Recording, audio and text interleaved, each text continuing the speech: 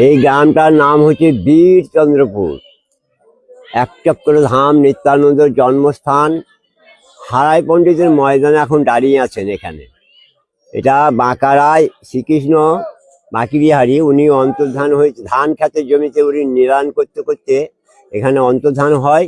এখানে অন্তর্ধান হয়ে সুলুঙ্গ পথে যমুনায় উঠে, যে যমুনায় উঠে স্বপ্ন দিয়ে তার মন্দির আছে গ্রামের ভেতরে।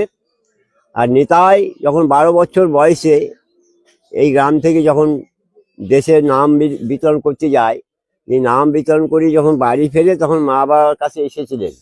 এই মা বাবার বয়স হয়েছিল তখন 250 বছর। তা মা বাবা বলেছিল খালি গঙ্গাসাগর যাব। তা সেই গঙ্গাসাগর যাওয়ার তো কোনো রাস্তা গাড়ি ঘোড়া ছেড়েন না বাবা। তখন নিতাই সকলকে আহ্বান করেছিলেন যে আপনাদের সকলকে এই কুণ্ডে এখানে আসতে হবে, আমার মা বাবা চান করবে। এই তখনই একটা নিতাই হাঁটু মেরেছিলেন, তার জন্য হলো হাঁটুগাড়া। এটা হাঁটুগাড়া আশ্রম বাবা। হ্যাঁ হ্যাঁ, বলছি যে বাঁকারায় মন্দিরটা কোথায়? এটাই। আবার বীরচন্দ্রপুরে যখন ঢুকবেন বাঁকারায় আছে, তখন জগন্নাথ, তারপরে পাতাল শিব, তারপরে বাঁকারায় সব দর্শন পাবেন। হ্যাঁ, ওখানে যেয়ে সব দর্শন পাবেন। ঠিক আছে, এখানে আবার আছে আরেকটা জায়গা বাবা, পঞ্চপাণ্ডবদের অজ্ঞাতবাস। পাণ্ডবতলা, পঞ্চপাণ্ডবদের অজ্ঞাতবাস। কুন্তী দেবী আছেন, সবাই ওখানে আছেন। ভগবান কৃষ্ণ